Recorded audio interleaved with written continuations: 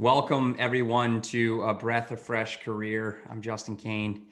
I doing something a little different here. I decided instead of hosting a guest here for this episode, to take the best of my 2020 guests and take little snippets out of each podcast for you guys to get a quick refresher for people that are listening in and for the first time and want to just hear what I think are the best of clips. A lot of them are advice to our listeners in terms of starting a new business, in terms of being an entrepreneur, in terms of being a good salesperson, in terms of getting into technology. I'm wrapping the year up, working on closing a couple searches here between now and 2021. Can't wait until 2021. We got a really bright future ahead of us all. Hopefully the end of this pandemic as well. And I want to wish everyone a happy holiday season, happy and healthy holiday season. And I really appreciate the support that you guys have poured out for me. So thank you, and looking forward to 2021 and kicking that off in January. Have a listen to this. See ya. Let's go back to the people aspect. If there's any advice that you could give to our listeners, people that are logging in to listen to this, life, work, entrepreneurship, etc. Like, let's talk about it. Give us some advice. I mean, slow down. I mean, it's as simple as that. It's like, and I'm an athlete, so I kind of go back to those analogies. But if you take a LeBron James, you take a Tiger Woods, you take any of these key athletes, right? The reason why they're so successful in their careers is, in the beginning, it was fast, right? It's everything's coming at you, everything's coming fast. But it's a little faster, right, a little faster, right, a little faster. How do I take that noise and kind of, shrink it back down, right? And those guys, why they're so successful is everything is slow. The game could be going so fast in hockey. The game can be going so fast in basketball. Even golf. Even in golf, right? You get this tunnel vision where you have this focus, and the focus is on the exact moment at the exact time. And they have the ability to adapt to those different scenarios because everything is slower. Everything that was moving fast is now slower. The same thing goes in business, right? You can have, Maslow's hierarchy, you can have the MEDDIC method, all these things come, I got new technology. It's all coming at you hard right now. It's all coming at you fast. Slow down. Do what's important for you and for the company and for where you want to be at that moment. Think about things in that wow. Way. And I think things become a lot easier. You can bucket, there's all kinds of methodologies that we can talk about, and I can teach people, but it's honestly just slowing down. It's helped me immensely in my career, because you get worried about all these things that don't mean anything right at the moment, right? You can put that in the bottom quadrant or the top quadrant, however you look at it, but yeah. It's those things that matter in the moment that you're in. Focus on those things. And tomorrow the little something things you're good at and own it, right? Find something you're good at and own it. I think that will help people in their careers. And it'll help you find your path, because I think the biggest challenge for your younger audience that's in business is people are still trying to find themselves. And, I think it's just slow down. We're in a world of fast everything. Oh yeah. If you can find a way to slow any of that down, do it. And what advice can you give to the listeners out here about doing your own thing? Don't wait. Yeah. I mean, I think that is what if, right? What if I did that? Yeah. I mean, I think a lot of people say to themselves, look, I need to get to here before I do that, or I need to get to there before I do that, or I need to accomplish this before I do that. And the truth is you don't. I mean, obviously, and there's fringe circumstances, right? Financially, potentially, where you maybe you have big credit card debt, you can't just leave and quit and then have zero revenue. So obviously you have to set yourself up but don't wait any longer than that. Right. And no longer than the, hey, literally, I wouldn't be able to eat, I'd get evicted from my house type scenarios. Like, go, like, chase it. Right. Because you're passionate about it. You love it. You want to do it for a reason. Like, just don't be afraid, I think is the advice I would have for entrepreneurs specifically, is just stop being afraid to believe in your product, believe in your vision, and believe in your dream. And because, when you're able to buy in to you and your dream and your success, Yeah. I promise you other people will. They'll see you believe in you, and that's infectious. Well, I'll tell you something right now. Desk Rig is doing it right. I don't know any other solution out there. Yeah, no doubt. I don't know any other solution out there that's doing what you're doing. And if you're not doing, somebody else is going to do it. Right. So somebody else is going to come up with that idea. So just jump in, dive in, get focused. Man, so if you were in my shoes, what would you have asked yourself that I didn't?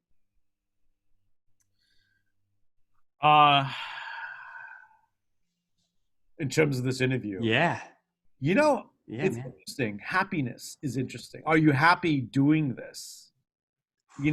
It's interesting because, oh man, there's a lot of, what's interesting with this pandemic is, this pandemic, of course, has been a horrible thing for our planet, for our countries, for our citizens, for our elderly. We've lost a lot of people due to this pandemic.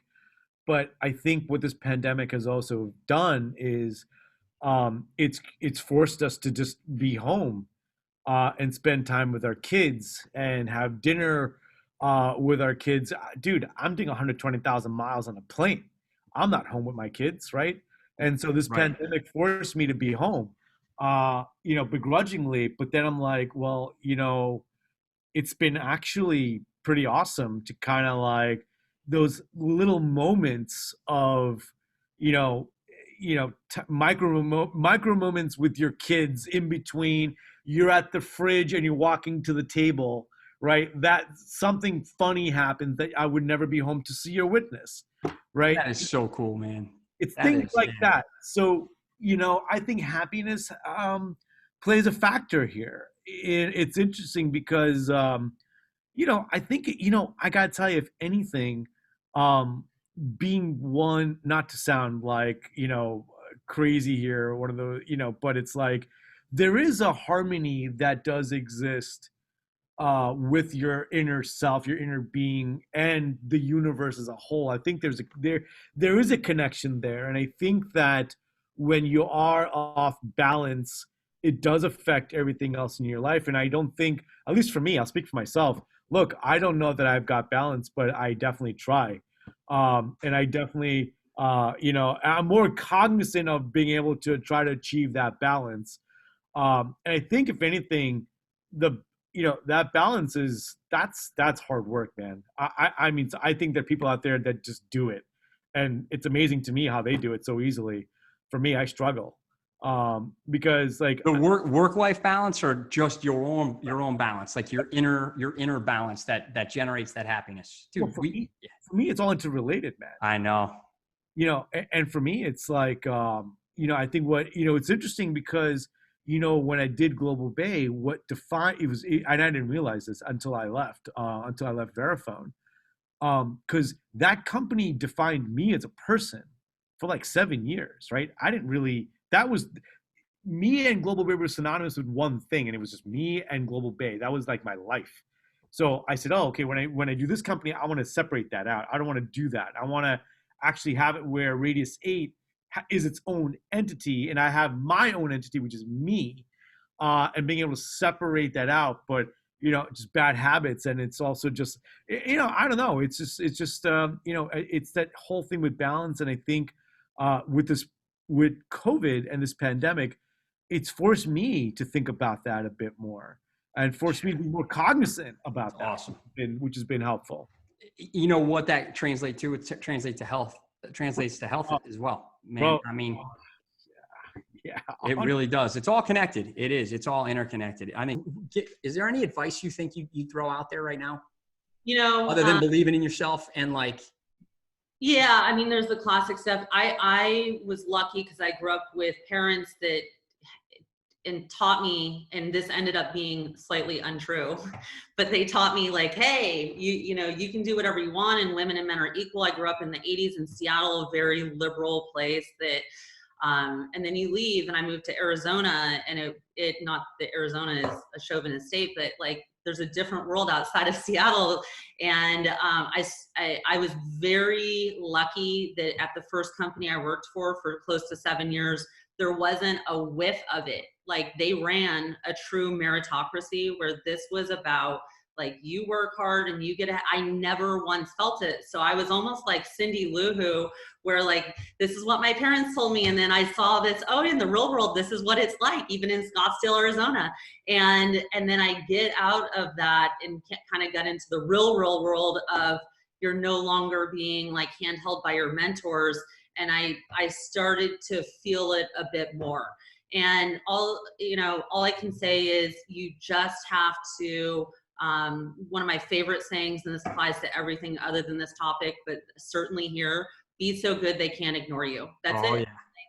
I live by that. I don't have any tattoos, but if I did, I'd probably get that across my arm. Like that is it. So if somebody wants to treat you differently and you are being so good they can't ignore you, frankly, fuck them and move on to somebody else. And that's it. And so if you can put your head on the pillow at night knowing that you were so good that they couldn't ignore you, that is it.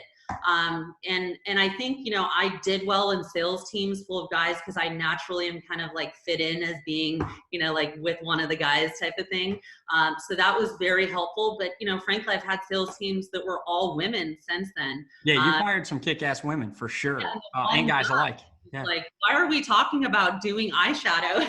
So it can go both ways, certainly. But I'd really, just again, try to find a culture that is inclusive. They certainly exist. For those folks that maybe do live in places where culturally that doesn't feel the same, times have changed with COVID where you can work from wherever you want to work. There's opportunities for folks that live in like the middle of Kentucky, where my good friend is from, and you could work at a place in San Francisco or LA or New York, and that's not odd these days. And so if you need to look outside of your region to find an inclusive culture, but they exist, and that's where I think you're going to get kind of the best development.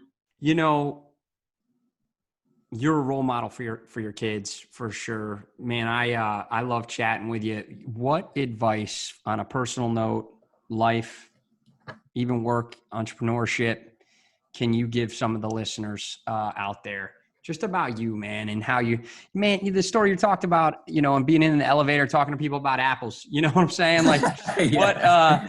It's like, little things like that though that can change someone's viewpoint of you. It sounds silly, but yeah.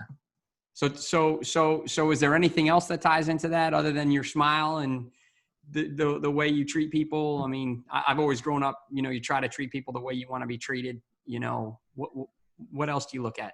I think part of it is also just a mindset, and that's something that's not always able to be taught at a younger age. You got to kind of develop that. Sometimes you're born with it. I was definitely born with it. When I was 12, I told myself that I was going to be recruited by Marian University on a cycling scholarship because I saw the velodrome at a race across the street, and I made that happen. So, but for me, if you have a positive mindset and you're truly able to, learn how to put out a plan in business, that's what's going to happen. We talked earlier just about management and sales executives at some of these companies where it's go, numbers, daily numbers, weekly numbers, monthly numbers.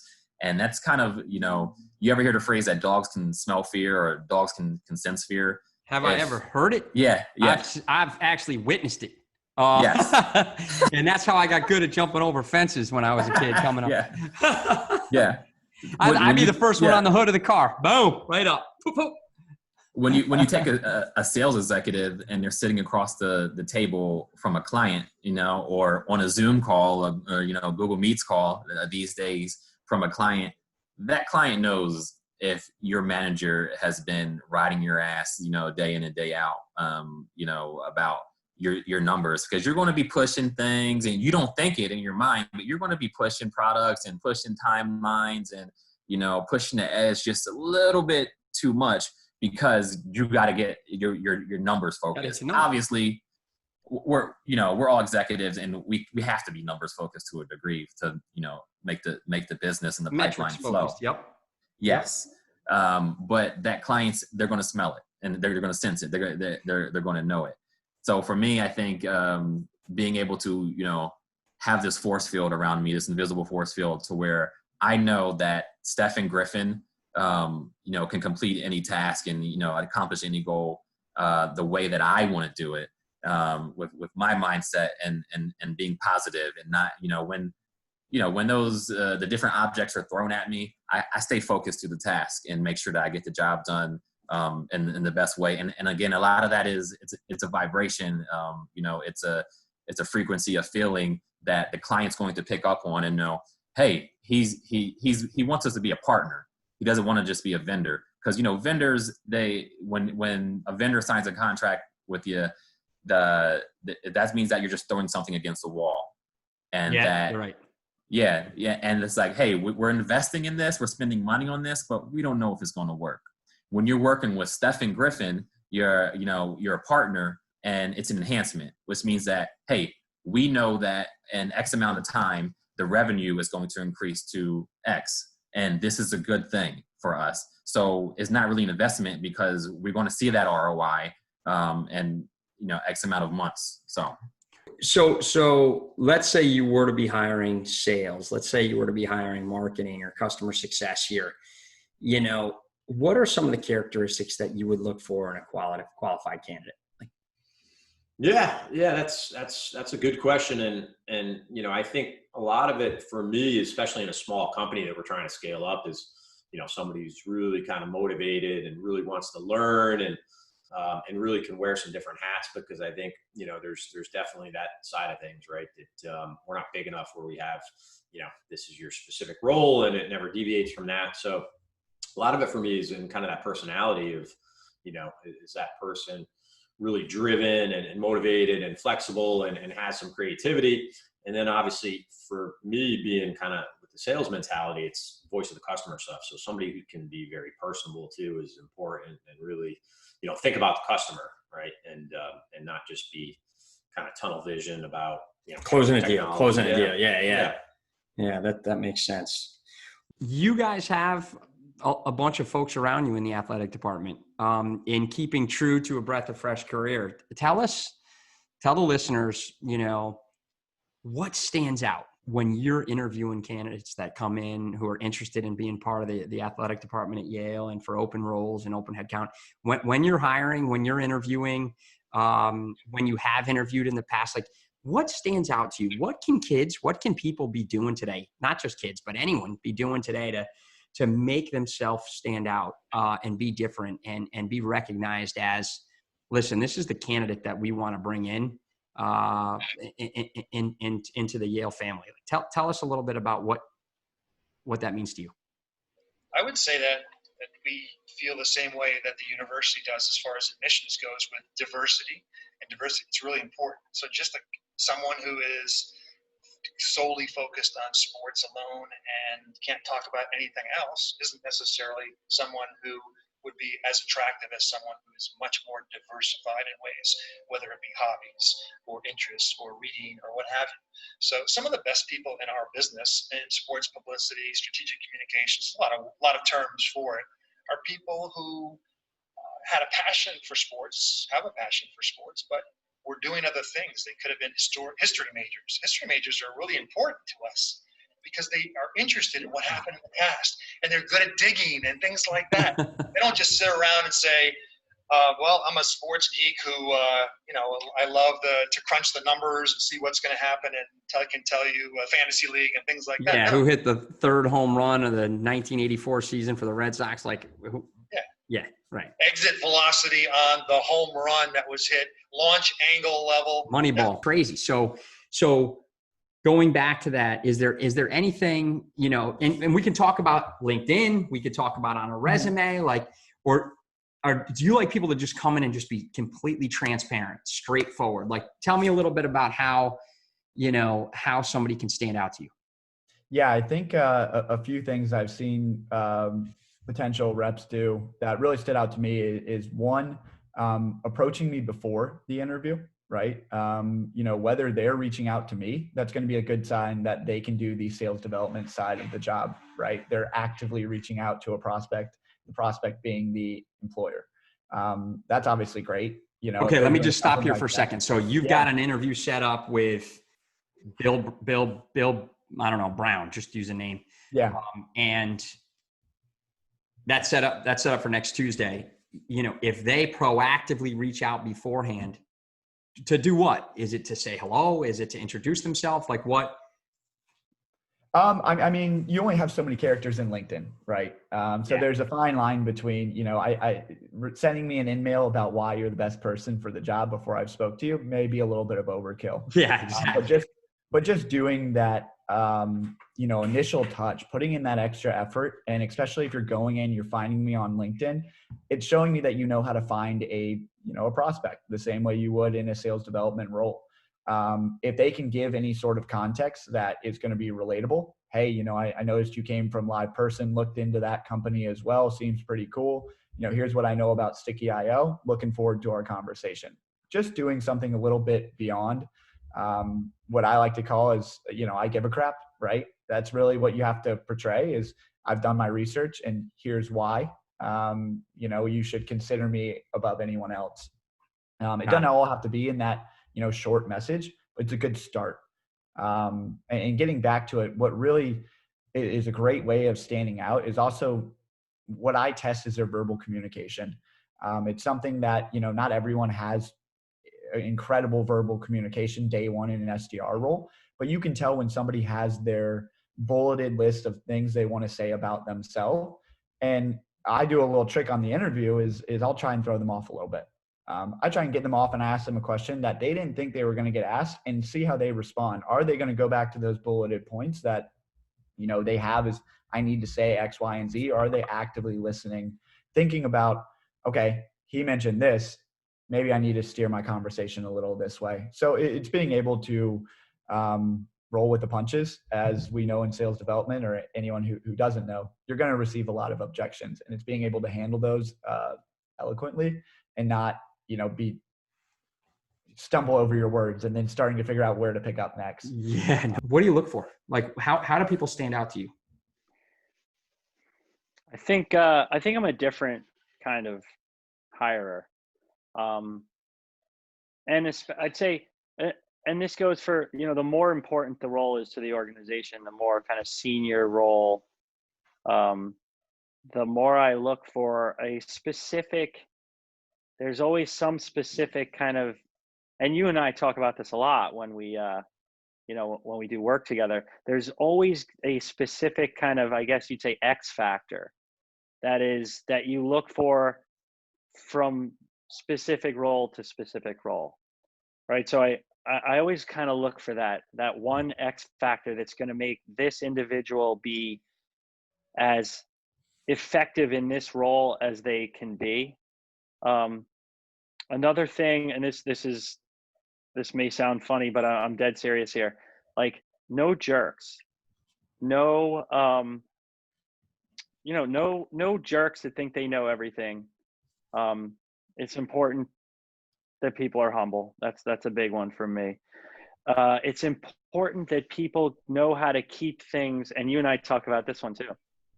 It's important that people know how to keep things simple, right?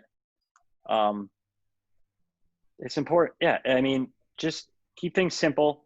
You don't always have to show that you are the smartest guy in the room and you can use the biggest words and talk for, you know, the most amount of time. Be smart, but keep things, you know how to keep things simple. And I think looking for mature sort of grown-ups, and I don't say that to say I'm looking for people that are older. I look for people that, no matter what age you are, you're grown up, you're mature, you can take context as a leadership style as opposed to control. So if you're given the correct context in an organization, you're able to make the right decisions following the vision, as opposed to somebody that needs, control measures on a daily basis.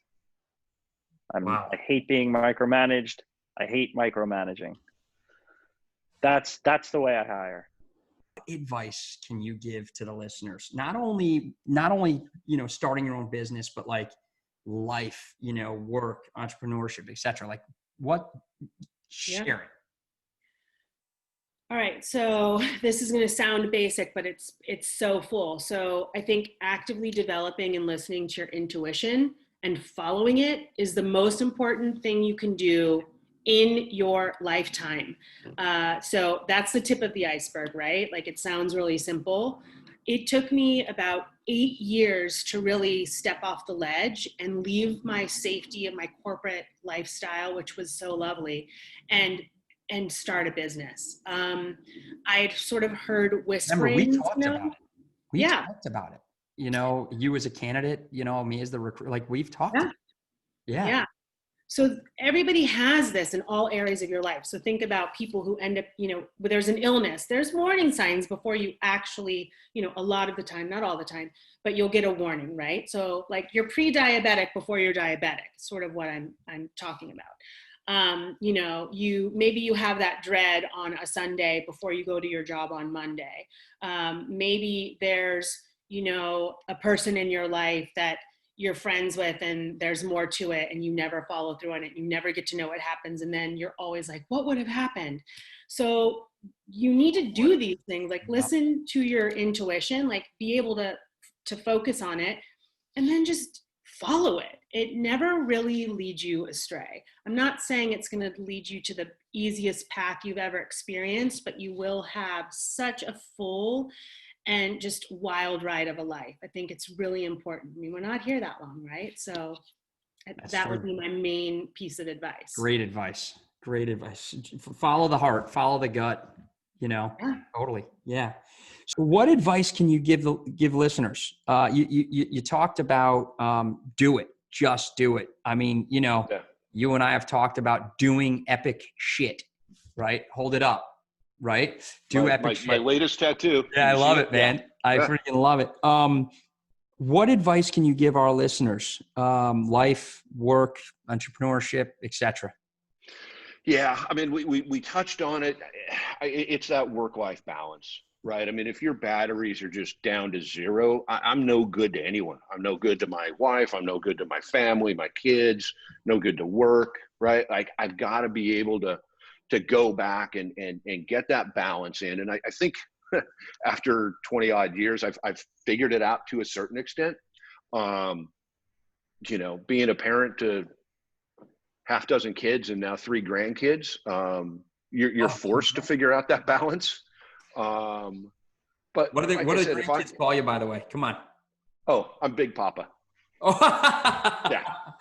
Yep. I love it. Big Papa. Yep. Okay. Sorry. I didn't mean to cut you off, but I had to ask. Oh, no. Hey, that's fine. It really came from my wife. She had no desire to be known as grandma. So first off, she came up with her own name, and then she's like, okay, well, I got to come up with one for you now too. And I'm like, I really don't care, whatever you want to do. And then I kind of grew on me. I'm like, okay, that makes sense. I like that one. Great. But yeah, I mean, I think that having that balance, and for me, it's putting the phone down at a certain time when I can.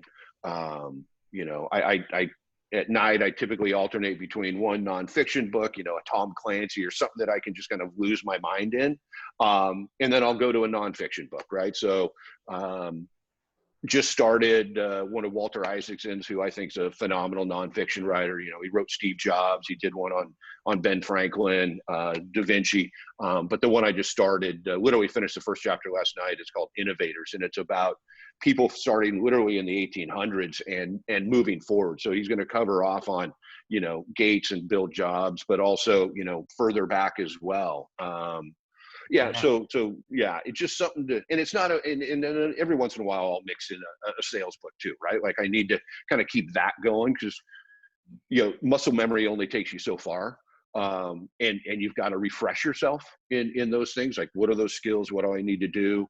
I'm a big fan of I'll get off a call and I'll ask my sales engineer or my boss, like, okay, what didn't I do right? Like, what do I need? What did I forget? What did I screw up? So you got to, it's a constant evolution. Wow. You just got to keep working at it.